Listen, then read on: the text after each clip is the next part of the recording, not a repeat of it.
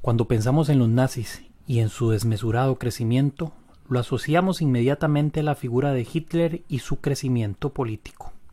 Pero a esto debemos agregar el impulso brindado por empresas y compañías que colaboraron de una u otra manera con el Tercer Reich, unas más nazis que otras, pero todas con el mismo objetivo: enriquecerse. Sean todos cordialmente bienvenidos, queridos todos, a su programa Show A, en el que tratamos temas en esta primera temporada sobre el Holocausto específicamente, o sobre la Shoah. Hoy vamos a abarcar un tema, pues como todos los que hemos tocado en diversos momentos, bastante polémicos. Si subamos a el programa que tuvimos la semana pasada sobre colaboración judía durante el proceso de exterminio, ¿verdad? Colaboración judía durante el Holocausto. Hoy vamos a hablar cómo las empresas alemanas y también otras empresas internacionales colaboraron con los nazis. Pero lo más sorprendente de todo esto no son las empresas que pues de por sí lucraron y se enriquecieron durante este proceso, sino que estas mismas empresas, la gran mayoría, hasta el día de hoy, siguen realizando sus labores empresariales, siguen trabajando, en otras palabras, siguen lucrando. Algunas, por decirlo así, pagaron un alto precio, otras no pagaron absolutamente nada, y otras indemnizaron a sus víctimas de una manera muy leve, por llamarlo de alguna manera, o prácticamente no hicieron ningún tipo de indemnización. Y ese es el tema que vamos a abarcar el día de hoy. Estas empresas que laboraron con los nazis aún hoy siguen elaborando ropa, autos, medicamentos y tecnología. Pero antes de hablar un poco de estas compañías, voy a tener también un poco de cuidado porque vamos a decirlo, hay empresas que hasta el día de hoy siguen trabajando, y como ustedes pues lo intuirán, es muy delicado nombrarlas. Por supuesto que lo voy a hacer, pero de la manera más documentada y por supuesto más cuidadoso posible, porque el fin del programa no es denigrar o manchar el nombre de alguna empresa, de alguna persona, sino por el contrario, educar, y pues para eso estamos. Quiero aclarar también que este programa no es ningún llamado al boicot, porque muchos de las empresas que voy a mencionar el día de hoy, posiblemente usted, al igual que yo, sea consumidor de sus productos. Pero lo importante de todo esto es que tenemos la libertad para mencionar y para hablar acerca de ello sin ningún temor, sin ningún reparo, sin ningún tipo de censura. Estas empresas, algunas de ellas han reconocido su colaboración, la gran mayoría también ha indemnizado a sus víctimas, aunque hay toda una polémica en torno al tema de indemnización por parte de estas empresas. Algunos también purgaron penas de cárcel, aunque también penas de cárcel muy escuetas para los grandes crímenes que se cometieron. Pero repito, esto no es ningún llamado al boicot, ni mucho menos a denigrar el nombre de alguna empresa. Por el contrario, es educar y entender la historia, porque si entendemos la historia, posiblemente no volvamos a cometer los errores que se cometieron en el pasado. Pero bueno, antes de hablar de las empresas, tenemos que entender el contexto socioeconómico de Alemania en 1919, que para ese entonces no se llamaba Alemania, sino República de Weimar. Pero bueno, cuando inicia la Primera Guerra Mundial en 1914, recordarán ustedes que el detonante principal por el cual se inicia esta contienda mundial es, primero, por decirlo así, un conflicto entre dos naciones, o más bien entre el Imperio Austrohúngaro y entre Serbia. Aparentemente un serbio, en represalia y en forma de protesta contra el Imperio Austrohúngaro, decide asesinar al archiduque Francisco Fernando, o Franz Ferdinand, en Sarajevo. Y a partir de ese momento es el que los historiadores marcan como el inicio de la Primera Guerra Mundial, o la Gran Guerra Europea. Bueno, paulatinamente esta se va desarrollando, se van dando diferentes frentes. Recordarán ustedes también que el sistema de alianzas comerciales al final es el que desemboca en el sistema de alianzas durante la guerra. Pero bueno, terminada la guerra en 1918, para 1919 Ya a finales de 18, principios del 19, se reúnen los distintos países vencedores de la Triple Entente, Estados Unidos, por supuesto que iban a participar también Francia, que era la anfitriona, es porque se celebra en la ciudad de Versalles, en el famoso Palacio de los Cristales, y bueno, las demás naciones vencedoras de la Entente, y deciden responsabilizar totalmente a Alemania de lo que había ocurrido durante la guerra. Fueron ellos los culpables según los vencedores. Entonces, esa responsabilidad traía consigo una serie de sanciones. La primera gran sanción es disminuir su ejército a 100.000 efectivos, solo podían tener 100.000 efectivos y no armarse durante un periodo de tiempo indefinido. Aparte de eso, también se les sanciona, y esto es muy importante lo que voy a decir, es que Alemania es condenada a pagar e indemnizar a las naciones afectadas durante la guerra. Esto es una carga económica enorme porque prácticamente Europa había sido arrasada. Los países de Europa que se habían enfrentado una sanción económica sin parangón en aquella época.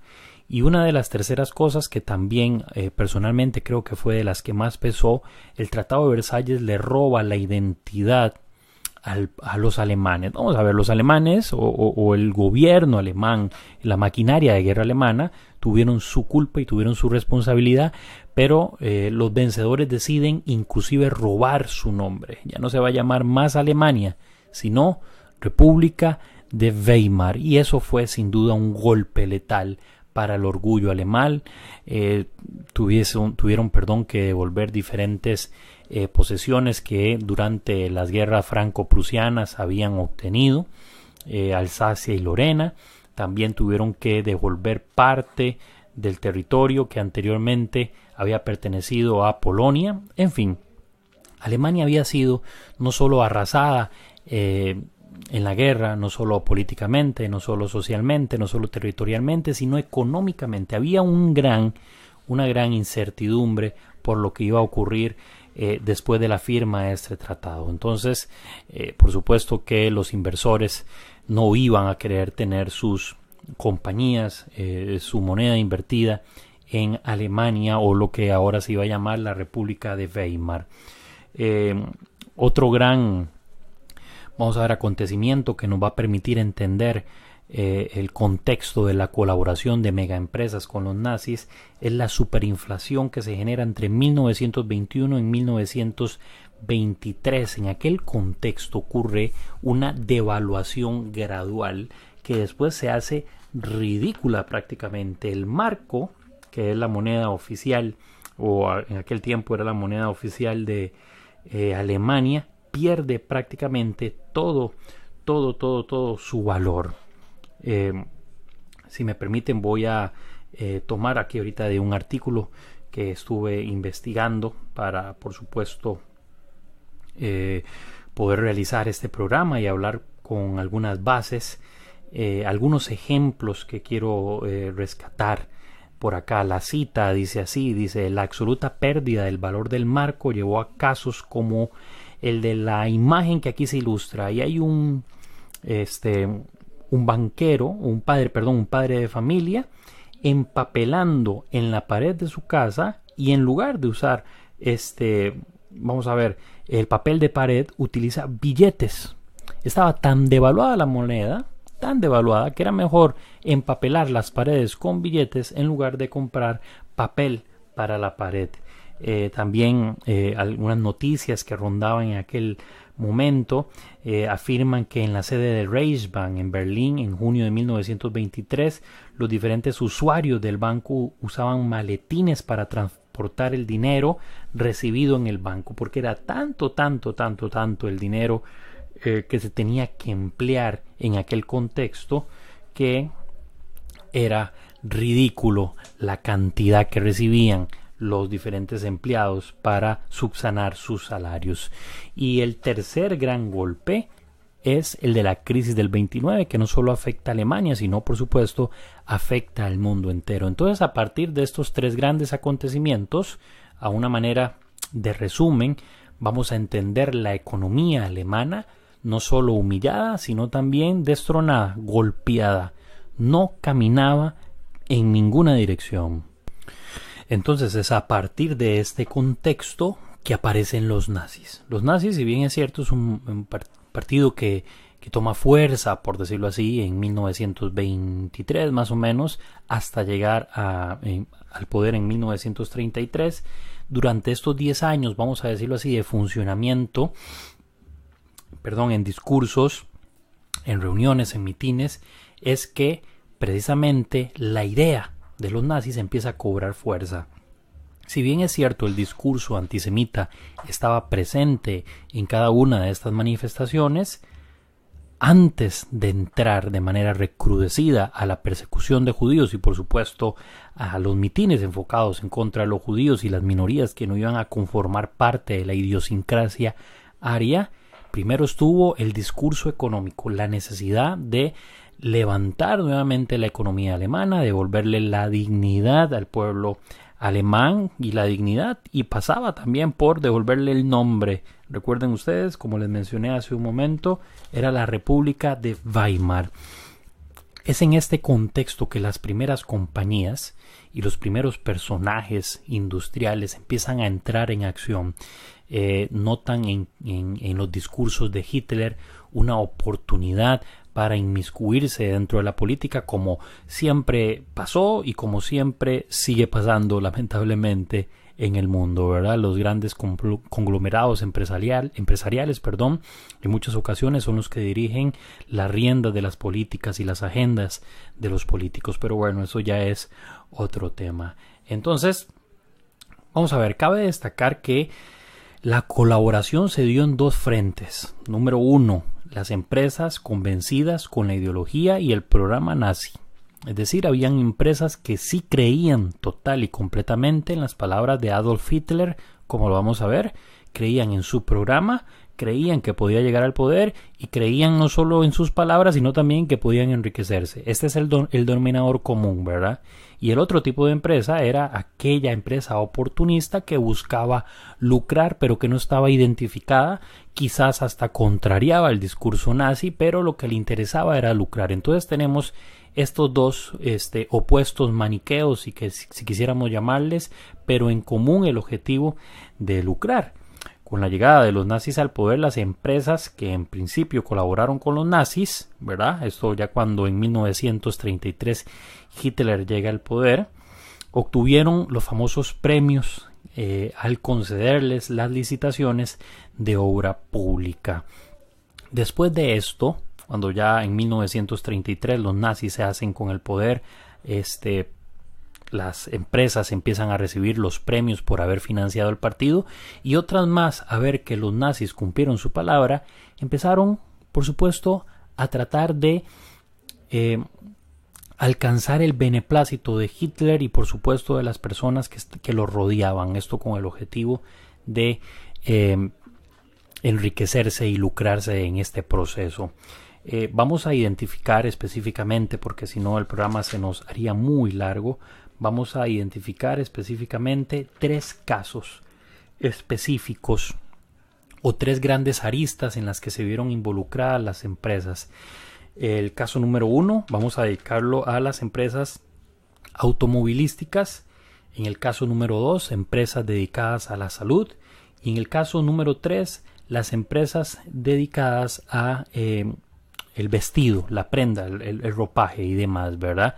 Estos tres grandes aristas son las que nos van a permitir realizar una síntesis de las empresas que participaron en la financiación, en el enriquecimiento ilícito a través de la mano de obra esclava y demás delitos que se cometieron y en los que colaboraron. Pero bueno, en primer lugar vamos a hablar de las empresas automovilísticas y vamos a empezar con el nombre de uno de los grandes empresarios que financió el partido. Tal vez se les vuelva un poco familiar.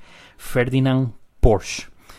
Ferdinand Porsche fabricó aquel famoso automóvil llamado Volkswagen, o conocido también aquí en los lados de Latinoamérica como el escarabajo. Estaba pensado en un principio para el consumo en masa porque, como ustedes recordarán, Después de la crisis del 29 empieza el boom de la fabricación de automóviles y el consumo de la clase media baja y media alta estaba relacionado directamente con la adquisición de un automóvil. Era muestra de prestigio, muestra de estabilidad económica y de pertenecer a un rango de la alta sociedad, ¿verdad? Entonces Hitler quería también eso para Alemania, pero resulta que empezando Porsche a fabricar estos automóviles que, como dije en un principio, estaban pensados para el consumo en masa, acontece la guerra. El advenimiento de la guerra convirtió en un elemento de guerra el Volkswagen. De hecho, es famoso aquella fotografía en la que Ferdinand Porsche le obsequia un automóvil a Hitler en 1933, el día de su cumpleaños, ¿verdad? El primer automóvil que iba a ser el modelo para los alemanes que lo iban a consumir. También Ferdinand Porsche diseñó y fabricó los famosos Panzer. Los Panzer eran los tanques de guerra utilizados por la maquinaria de guerra nazi, ¿verdad? Y bueno, Porsche, por supuesto que se enriqueció de una manera desmesurada. Su empresa creció muchísimo y hasta el día de hoy, como lo sabemos, se mantiene. Una vez finalizada la Segunda Guerra Mundial, Porsche pasó 2 años preso por usar mano de obra esclava, tanto en campos de concentración como en sus fábricas. Utilizó a gitanos, a enemigos del Estado y también principalmente a judíos. Otro caso muy conocido también es el caso de la familia Quandt, la dueña de BMW, que se encargó también de utilizar mano de obra esclava. Después de la guerra fue acusada de haber utilizado más de 50.000 esclavos en sus fábricas dedicadas a fabricar repuestos para tanques, los famosos Panzer, para submarinos, y los motores de avión. Fabricaron los motores de avión de la empresa Luftwaffe, de la Fuerza Aérea Luftwaffe, que era la Fuerza Aérea dirigida por Goering, y uno de los principales brazos de Hitler.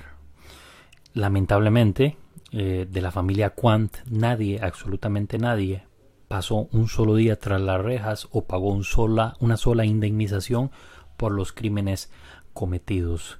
Asimismo, también es muy famoso el caso de Henry Ford, principalmente porque, vamos a ver, Ford no fabricó absolutamente nada para que los nazis lo utilizaran durante la guerra, pero sí que financió, inclusive en sus principios, a los inicios de el partido nazi. Henry Ford mandó miles y miles de dólares a las arcas del partido nazi. Eso le valió posteriormente, años después, la Gran Cruz de Águila, que es el máximo reconocimiento que un extranjero, no alemán por supuesto, puede recibir. La mayor distinción que un ciudadano no alemán puede recibir la recibió Henry Ford de manos de Adolf Hitler. Fue un gran antisemita y un gran financiero. También es conocido del partido. También es conocido por su famoso libro El Judío Internacional, donde despotrica prácticamente contra toda la judería. Y como lo sabemos, Ford es una empresa que hasta el día de hoy funciona, que trabaja. Henry Ford no pasó un solo día tras las rejas y no pagó una sola indemnización por su vinculación con los crímenes del nazismo. Y bueno, hablé de estos 3 casos específicos porque son marcas de automóviles que hasta el día de hoy están en funcionamiento y que fueron las más fervientes colaboradoras. Ahora vamos a hablar de la segunda arista, como les mencioné anteriormente, es del sector salud, y vamos a hablar específicamente de la empresa E.J. Farben. Para eso voy a leer un pequeño extracto de un libro que les recomiendo, un libro indispensable, y no solo para entender la historia del Holocausto, porque en realidad el libro no habla sobre eso, pero sí hay un pequeño extracto dedicado a ello. Hace ya algunos años que lo leí y recordé que había una cita, entonces lo fui a buscar, lo encontré y encontré la cita también. El libro se llama El libro negro de las marcas, el lado oscuro de las empresas globales. lo escribió Hans Weiss junto a Klaus Werner, son alemanes, dicho sea de paso. Y bueno, en la página 266 de esta edición de bolsillo del libro negro de las marcas, habla acerca de la empresa E.J. Farben. Y es muy importante lo que voy a mencionar acá. Por eso, antes de decir el nombre actual de la empresa, voy a leer esto. Dice, ¿qué hicieron? Financiación de ensayos clínicos no éticos, sospechas de soborno de médicos y defraudación de impuestos. Voy a saltarme un poquito y sigo leyendo por acá. Dice, importación de materias primas de regiones sumidas en conflictos bélicos, financiación de ensayos clínicos no éticos, trabas a la fabricación y comercialización de medicamentos básicos en un país en vías de desarrollo. Ahora dice así, Bayer, escuchen bien, y ahora sí se les hace un poco familiar el nombre, es una de las empresas más grandes del mundo del sector químico y farmacéutico. En 1925 se unió a otras empresas químicas para formar E.J. Farben. Es decir, E.J. Farben era un conglomerado de 3 empresas aproximadamente de las que Bayer figuraba. Por lo tanto, todas las acciones, todas las ganancias, así como las pérdidas y así como los crímenes también son responsabilidad de Bayer. Dice, esta multinacional colaboró con los crímenes del nazismo, por ejemplo, empleando una gran cantidad de trabajadores extranjeros, prisioneros de guerra y personas sometidas a trabajos forzados y fabricando, escuchen bien, el gas Ciclón B para aniquilar judíos en los campos de exterminio. Después de la Segunda Guerra Mundial, la E.J. Farben se fragmentó en 3 empresas independientes, Bayer, BAF y OESH. Según ha denunciado la Coordinación contra los Peligros de Bayer, ninguna de las 3 empresas indemnizó adecuadamente a las víctimas. Y escucharon ustedes bastante bien. Bayer fue la encargada, la empresa Bayer, de la que consumimos todos productos, estoy casi seguro de ello, al menos de los oyentes, se encargó de fabricar el Ciclón B que fue utilizado en Auschwitz y en Majdanek para exterminar aproximadamente a 1,5 millones de judíos entre los 2 campos y unos 200,000, más o menos, 200,000 minorías representadas en los Sintis y Romas, en los disidentes políticos, en los testigos de Jehová y en aquel todo que era considerado, y los polacos por supuesto, y en todos aquellos que eran considerados enemigos del Estado y enemigos de la preservación de la raza. E.J. Farben es Bayer, y si es Bayer parece que no es nada bueno. Y bueno, creo que con esta única empresa es la que hablaré del sector salud.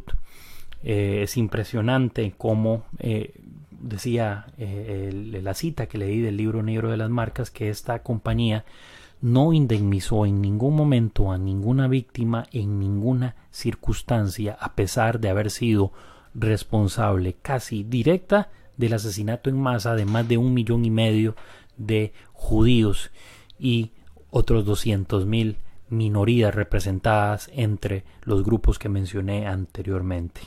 Y para finalizar, vamos a hablar un poco también acerca de las empresas que se encargaron de colaborar directamente en la fabricación de la ropa para los nazis.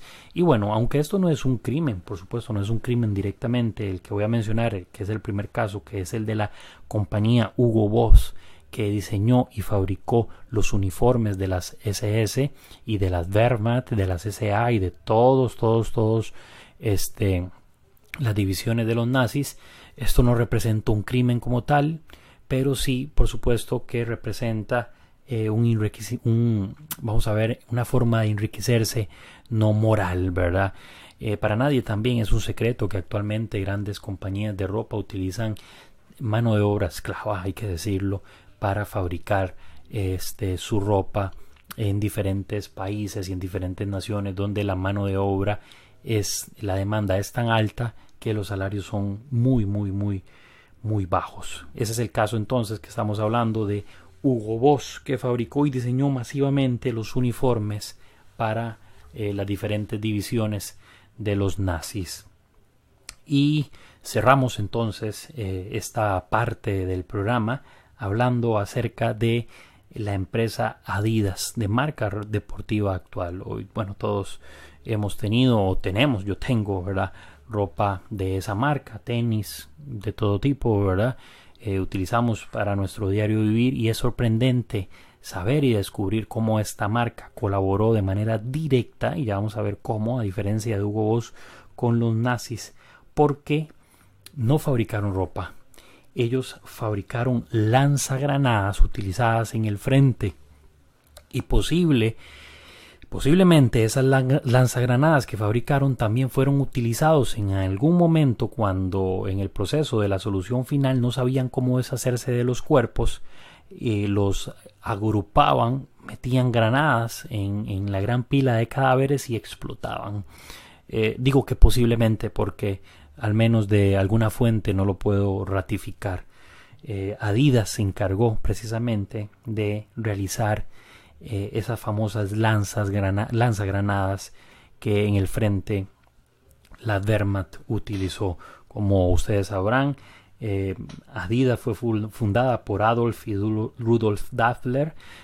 Cuando termina la Segunda Guerra Mundial, Adolf es señalado por la colaboración con los nazis. Su hermano Rudolf, pensando que Adolf Dassler, su hermano, lo iba a denunciar, decidió separarse y funda la famosa empresa también de ropa deportiva Puma.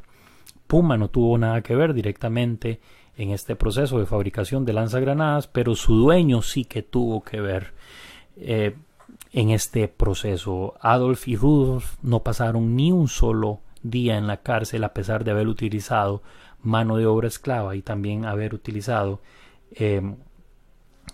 fabricado estas famosas lanzagranadas.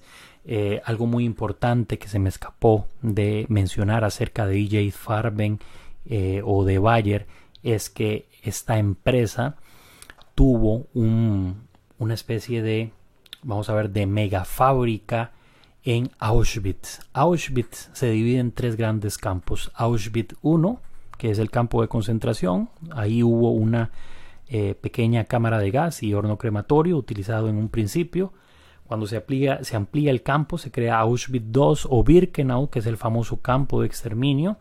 Y adjunto a Auschwitz-Birkenau estaba Auschwitz III o Monowitz o Buna también, donde E.J. Farben tenía parte y utilizó más de 80,000 esclavos, y la mayoría murió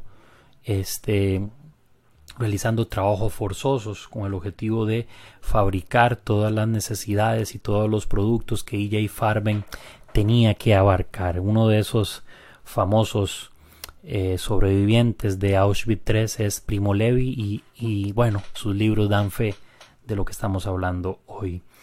Estimados y queridos oyentes, hoy este programa llega a su fin. Creo que, al igual que los demás programas, he tratado de hacerlo de la manera, más sincera posible, utilizando los medios que tengo a mi alcance, que son medios bibliográficos. También he utilizado páginas de internet. Un muy buen artículo que les recomiendo de una página de internet que se llama El Nuevo Orden Mundial. A partir de ahí hay un artículo que habla muy bien acerca de todo esto que les estoy hablando, y por supuesto el libro negro de las marcas. Dentro de algunos días nos estaremos encontrando. Ya falta poco para el cierre de esta primera temporada, así que no se pierdan ninguno de los programas que estaremos, por supuesto, publicando en todas las plataformas en las que nuestro show está habilitado. Que estén bien, y por supuesto les agradecemos siempre su valiosa atención. Muchísimas gracias.